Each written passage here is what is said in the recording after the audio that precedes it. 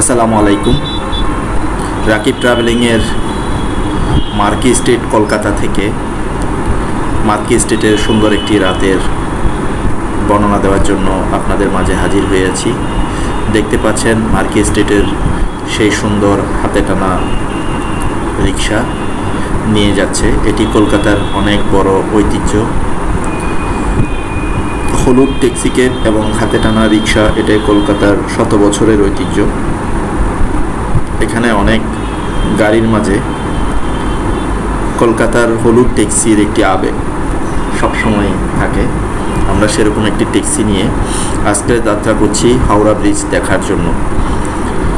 তো আমরা সন্ধ্যা নাগাদ হাওড়া ব্রিজের জন্য ট্যাক্সি ক্যাব বুক করি। আমার সাথে আরও কয়েকজন ফ্রেন্ড আছে। তো আমরা ট্যাক্সি ক্যাবটি নিয়ে হাওড়া ব্রিজের উদ্দেশ্যে রওনা করি। যেতে যেতে আপনাদেরকে কলকাতার রাতের সৌন্দর্য উপভোগ করার জন্য বলবো। এখানে অনেক রকমের শোরুম আছে এবং এই মার্কি স্ট্রিটের এই জায়গাটি সম্পূর্ণ বাংলাদেশি মানুষের উপর নির্ভর করে ব্যবসা বাণিজ্য করে। এখানে যে শোরুমগুলি আছে, যে কাপড়ের দোকানগুলি আছে, সব কিছু বাংলাদেশ থেকে যারা আসে তারা এখান থেকে ক্রয় করে। কলকাতার আরেকটা জিনিস হচ্ছে নিউ মার্কেট। এখানেও একটি নিউ মার্কেট আছে এবং সুবিশাল এলাকা জুড়ে এই মার্কেটটি। এবং আপনারা যারা কলকাতায় আসবেন, যদি সস্তায় কিছু কিনতে চান, সস্তায় কোনো কিছু নিতে চান, তাহলে অবশ্যই নিউ মার্কেটে আসবেন। আমরা মার্কি স্ট্রিট ছেড়ে আমরা একটি পার্ক ধরে হাইওয়েতে চলে এসেছি এবং খুব সুন্দর চারপাশে, অসম্ভব সুন্দর জায়গাটি। আমরা ধীরে ধীরে হাওড়া ব্রিজের কাছে চলে আসতেছি। তো যেহেতু রাতের বেলা যাচ্ছি হাওড়া ব্রিজে, অবশ্যই রাতের সৌন্দর্যটি উপভোগ করার মতো হবে আমি আশা করি। আমরা হাওড়া ব্রিজে যে জিনিসটি দেখব, হাওড়া ব্রিজ এবং হাওড়া ব্রিজ হয়ে আমরা বোটে করে অপোজিট সাইডে একটি লেকে পার হব। দেখতে দেখতে আমরা হাওড়া ব্রিজে উঠে গেলাম এবং আমি সবচেয়ে অবাক হয়েছি হাওড়া ব্রিজ দেখে। সেটি হচ্ছে হাওড়া ব্রিজের নিচে কোনো পিলার নেই, দুই প্রান্তে দুটি শুধুমাত্র সংযোগস্থল আছে এবং সম্পূর্ণ হাওড়া ব্রিজটি আকাশের পিলারগুলি সেট করা। মানে একটু অদ্ভুত লাগলেও ব্যাপারটা আসলে তাই। আপনারা আমার উপরেই দেখছেন, আমি গাড়িতে, এবং আমার উপরেই কিন্তু পিলারগুলি আছে, নিচে কিন্তু কোনো পিলার নেই, নিচে হচ্ছে নদী। এবং এই টেকনোলজি আজকে থেকে শত বছর আগে ওরা করেছে। আমি এটার ইতিহাস ভালোভাবে হয়তো জানি না, তবে অসম্ভব সুন্দর এবং দারুণ এই হাওড়া ব্রিজটি। যারা কলকাতায় আসবেন অবশ্যই একবার হলো রাতে হাওড়া ব্রিজ ঘুরে দেখবেন।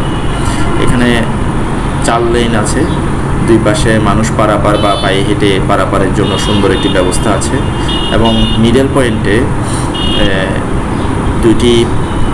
একটি গাড়ি যাবে আর একটি গাড়ি আসবে, এইভাবে করে সেট আপ করা। আমরা দেখতে দেখতে হাওড়া ব্রিজ পার হয়ে গেলাম, অপর প্রান্তে চলে আসলাম এবং লাইটিংগুলি কালার চেঞ্জ হচ্ছে, খুব সুন্দর দেখাচ্ছে। এখানে রাস্তায় বাংলাদেশের মতো ঢাকা এবং চট্টগ্রামে যেভাবে সবজি বিক্রি করে, ফ্রুট বিক্রি করে, ঠিক ওভাবেই বিক্রি হচ্ছে।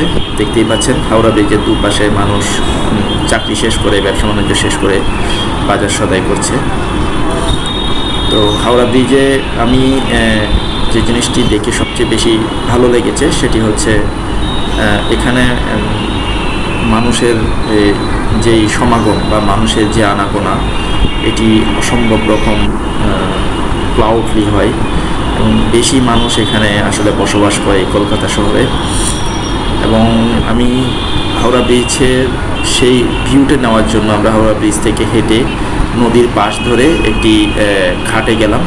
আমি একটু পরে আপনাকে দেখাচ্ছি। এটা হচ্ছে নদী আর এই হচ্ছে হাওড়া ব্রিজ।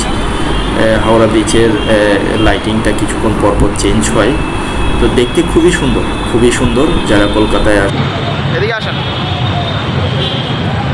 আমরা কলকাতার হাওড়া ব্রিজে, আমার সাথে আমার ছোট ভাই আসিফ আছে এবং দেখতে পাচ্ছেন হাওড়া ব্রিজ। আমরা একটু দূরে গিয়ে হাওড়া ব্রিজটি দেখার জন্য চেষ্টা করছি। আমি একটি ঘাটে আছি যেখানে মানুষ স্নান করে এবং বিভিন্ন জীবিকার বিভিন্ন প্রয়োজন মেটায় এই নদী থেকে। এবং জায়গাটি থেকে পুরো সম্পূর্ণ হাওড়া ব্রিজটি দেখা যাচ্ছে। খুবই সুন্দর লাইটিং, এবং অপর প্রান্তে একটি হাওড়া ব্রিজের অপর প্রান্তে দেখতেই পাচ্ছেন একটি সুবিশাল পার্ক আছে। এবং এই নিচে দেখতে পাচ্ছেন কোনো পিলার নেই। আমি যে বলেছিলাম যে কোনো পিলার নেই, পিলার সব উপরে। খেয়াল করুন, এই হাওড়া ব্রিজের সব পিলার কিন্তু উপরে, এবং এই দুই প্রান্ত ছাড়া নিচে একটি পিলার ওরা ব্যবহার করেনি, নদীর নাব্যতা হারাবে বলে। খুবই সুন্দর এই জায়গাটি, এবং পিলার ছাড়া, পিলারবিহীন এই 100 থেকে 150 বছর এর ঐতিহ্য হাওড়া ব্রিজ কলকাতা শহরকে অনেক বেশি মনোমুগ্ধকর করে রেখেছে। এবং দেখলে মনে হয় বিশাল একটি কর্মযজ্ঞ চলছে হাওড়া ব্রিজে, এবং প্রচণ্ড রকম গাড়ির চাপ এই ব্রিজের উপরে। তো আসলে কি বলবো, পিছনে আমার এক দাদা গোসল করছেন, দেখেন হিন্দু দাদা গোসল করছেন। এবং এখানে এরকম হরহামেশাই সবাই গোসল করে, বিভিন্ন রকমের প্রয়োজন মেটায় এই নদী থেকে। অ্যাকচুয়ালি এই নদীর অপোজিট সাইডে একটি সুবিশাল পার্ক আছে, আমরা যাব সেটাতে। দেখতেই পাচ্ছেন আমরা হাওড়া ব্রিজ শেষ করে দুর্গাপূজার একটি মণ্ডপের কাছাকাছি চলে এসেছি। এটি মার্কি স্ট্রিটের একটি রাস্তা, এবং এখানে কি পরিমাণ ওরা লাইটিং করে এবং কি পরিমাণ পূজার জন্য টাকা খরচ করে, লাইটিং দেখলেই বোঝা যায়। যাই হোক, আমরা সব কিছু শেষ করে চলে এসেছি সকালে, এবং আমরা এখানে এই মার্কি স্ট্রিটে যে হোটেলটা ছিলাম সেই হোটেলের সামনে এই কফি হাউসটি ছিল। আমরা এখানে প্রতিদিন একটি চা না হলেই চলতো না।